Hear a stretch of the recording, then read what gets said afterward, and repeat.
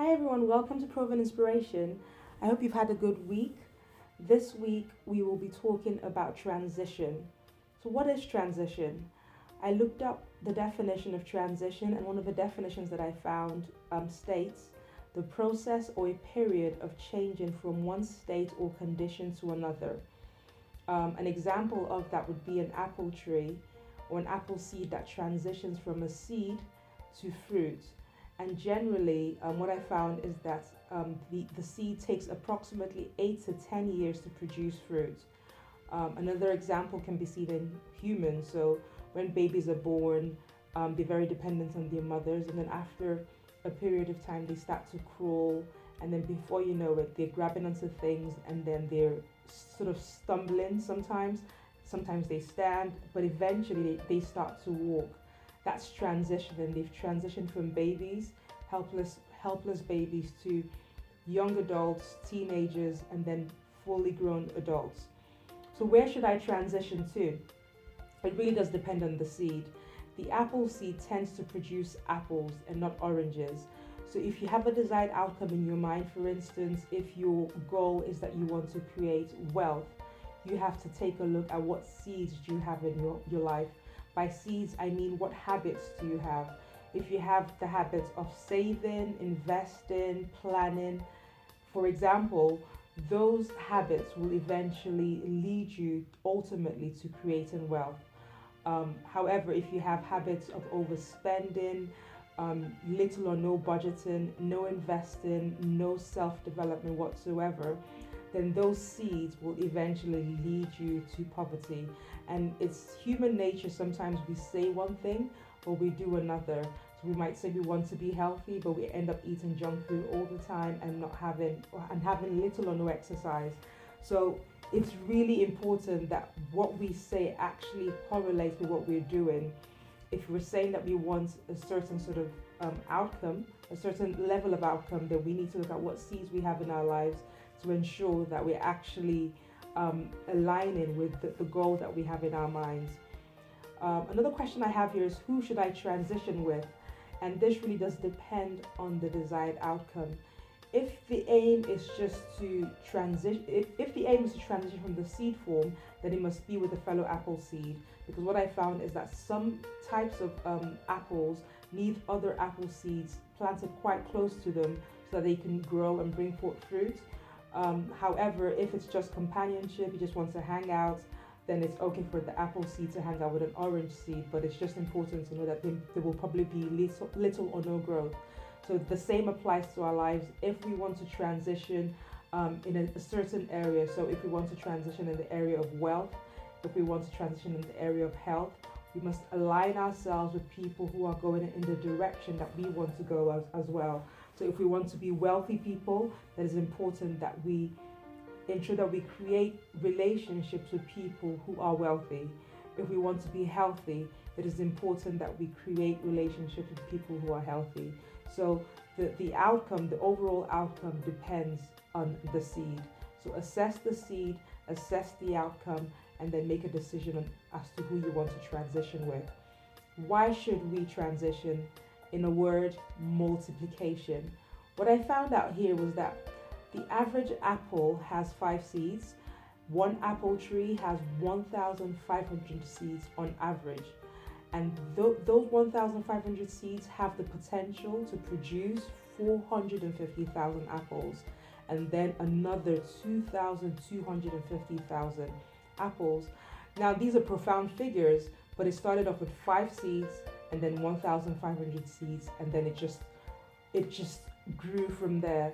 So a key importance of transitioning is that we multiply ourselves, we multiply our efforts, we multiply value to society and to people at large. So if we decide that we want to transition from from having little or no finances to having a great amount of finances, with that money comes the possibility to serve a larger amount of people. It frees up our time, it increases our interests, it widens our horizons. It does so much for us personally and for other people that we serve. So the importance of transitioning really is multiplication. So how do you transition? You just have to decide that you will do what it takes to transition. So first, identify the seeds that you have.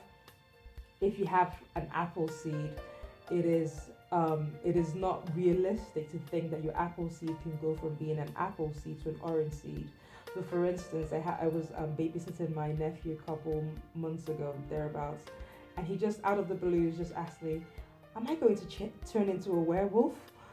And the question just really just threw me off guard, because he talks like he's a baby and he talks like a baby. I had to just sort of decode what he was saying in baby language. And then once it really sank in, I repeated his question to him, and he nodded affirmation. That was actually what he was asking. I just found that incredibly funny. So essentially, an apple seed cannot become an orange seed, nor can it happen vice versa. An ancient script says, whatever you sow, you will reap. So if you're an apple seed and you sow an apple seed, you will get apples. If you're an orange seed and an orange seed is sown into the ground, what you will get is oranges. So in deciding how you transition, you have to visualize, have a picture, a clear picture in your mind of where you're trying to get to. And sometimes you might not have all the details or all the steps, but have a picture in your mind of what your ideal life should look like, or what you'd like your ideal life to look like. Visualize that and then prepare. Do everything within your power and within your reach. When you have exhausted everything within your reach and within your power, then a way will be made to take you to the next level or to the next dimension. But nothing will happen until you've exhausted everything within your reach. Transition often occurs in small daily habits. So it's rare that you see a baby going from just shuffling about to walking. It does happen sometimes, but what the common process is they start crawling first, and then they attempt to stand by holding onto things, and eventually they stand with assistance, and then they stand confidently and then start to take little baby steps forward. And in that process, sometimes they fall over and then get back up and do it all over again. So the transition that I talk about will often occur in small daily habits. Commit to good habits and you will certainly see a result. It might take a while, but commit to those daily habits. When is the right time to transition?